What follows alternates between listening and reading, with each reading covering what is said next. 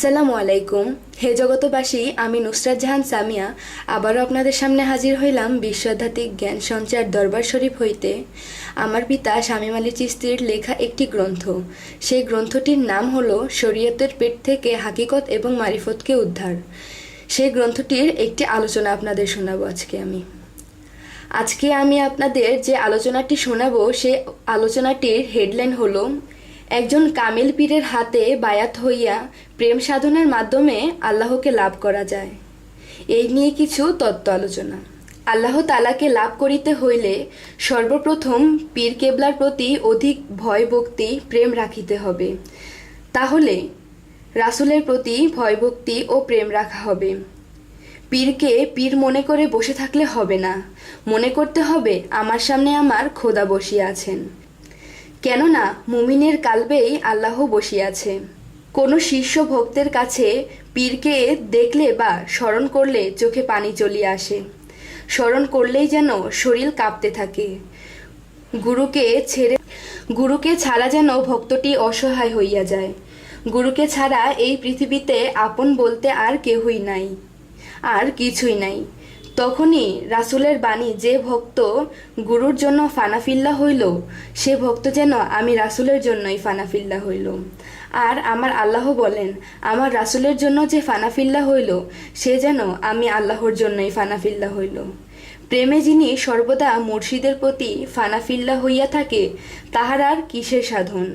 প্রেমে যিনি আল্লাহকে পাইয়া গেল, অবশ্যই সাধন লাগবে। যে শিষ্য ভক্তের পীর মুর্শিদের প্রতি প্রেম নাই, ভয় নাই, ভক্তি নাই, এই জন্যই ভয় ভক্তি প্রেম নাই। কারণ দুনিয়ার প্রতি বা সম্পদের প্রতি, যাহারা নারীর প্রতি লোভ লালসা বেশি, রাগ এবং কাম শক্তি বেশি, তাহাদের অবশ্যই সাধন করতে হবে। তাহারা গুরুর কাছে এসে বলতে হবে যে যেন কোন কোন সাধনা করিলে আমি আমার ভিতর গুরুর প্রতি ভয় আনতে পারবো, ভক্তি আনতে পারবো। তখনই গুরু শিষ্যকে কিছু সাধন বুঝাইয়া দিবেন। কেননা কিছু কিছু সাধনা আছে, ওই সাধনাগুলো করলে গুরুর হুকুম লাগবে, আর না হয় শিষ্য বিপদে পড়িয়া যাবে, এমনকি শিষ্য মারাও যেতে পারে।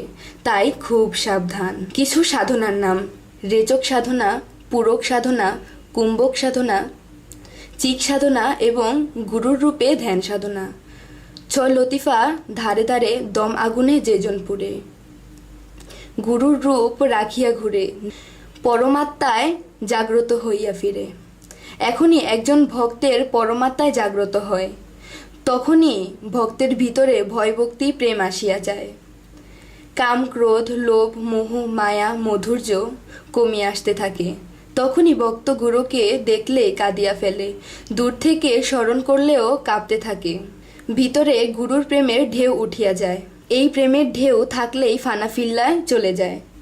এই প্রেমের ঢেউ থাকলেই মানুষ ফানাফিল্লার দেশে চলিয়ে আসে। এখন ভক্ত মুহূর্তে মুহূর্তেই আল্লাহকে দেখতে পায়।